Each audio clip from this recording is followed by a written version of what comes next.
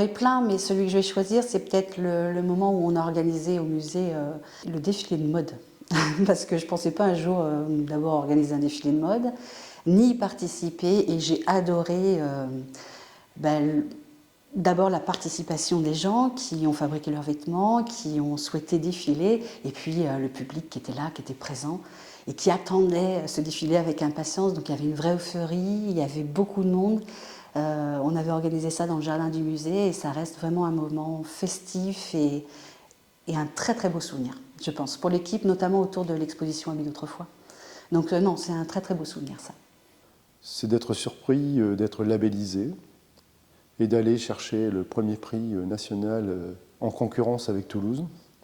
On s'est retrouvé à Paris, au ministère de la Culture, pour avoir notre premier prix national par rapport à ce musée. Et là, je me suis dit, Île d'Oléron, comment nous sommes, nous les Oléronais. En tant que conseillère municipale, c'est la construction de ce musée-là.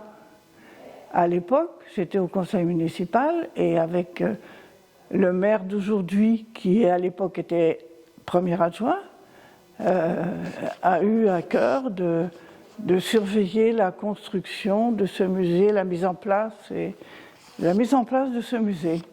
Parce que à la construction, c'était une vieille maison qui a été reprise et il y a eu des surprises. Il y a eu des surprises au début dans les fondations. C'était vraiment très intéressant à suivre, la construction de ce musée, oui. C'est vrai qu'il y a des fois où on pourrait se croire, s'attendre à rencontrer quelqu'un, une personne du temps jadis, au milieu de ces choses, en train de travailler, ou au vin, ou à la mer. Je me souviens d'une fois où j'étais venue pour un atelier, quand j'étais encore petite quand même.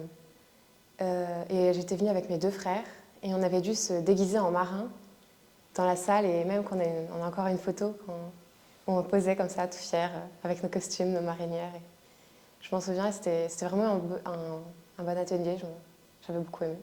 Puis ça m'a marqué de me déguiser. Et enfin, aussi à mon stage de 3e, j'avais appris vraiment tout ce qui se passait dans les coulisses du musée, et puis j'avais pu voir la réserve. Et là, la réserve, ça m'a beaucoup marqué aussi, parce que c'est vraiment... Il y a plein de choses qui ne sont pas exposées, et c'est vraiment beaucoup plus grand que le musée en lui-même. Donc moi, j'avais trouvé ça super intéressant. Un souvenir particulier, non. Une somme de souvenirs à travers les expositions temporaires. On a la chance d'avoir des techniciens qui nous produisent d'extraordinaires expositions temporaires. Et c'est vrai que chaque année, eh bien, c'est toujours la belle surprise, notamment à travers, par exemple, l'exposition en hommage à Pierre Loti. Ça a été un grand moment, mais on a vécu d'autres grands moments au niveau, par exemple, des transports, au niveau donc des activités de pêche, de loisirs, les anciennes colonies de vacances, etc. Donc une somme de souvenirs magnifiques à travers justement ces expositions temporaires que l'on souhaite développer dans l'agrandissement du musée.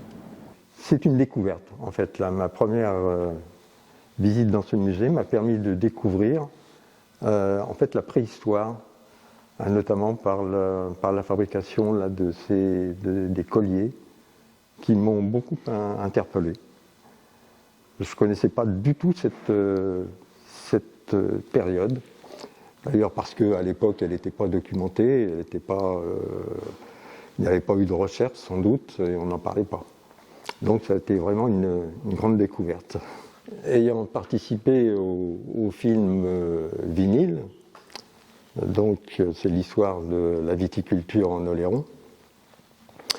À cette occasion, j'ai interviewé Monsieur Sozo dans ce musée, dans ce cadre, que c'était le cadre parfait pour recueillir ses propos. J'étais intrigué par une pièce de bois qui était fixée sur une poutre dans la cuisine de mes grands-parents. J'ignorais sa fonction, je n'avais pas posé de questions à l'époque. Et lors de la visite de ce musée, j'ai découvert sa fonction. Une partie d'un appareil qui constituait un trotteur pour jeunes enfants. Maintenant d'ailleurs cet élément a disparu. Il consistait à faire tourner le bébé autour d'un axe.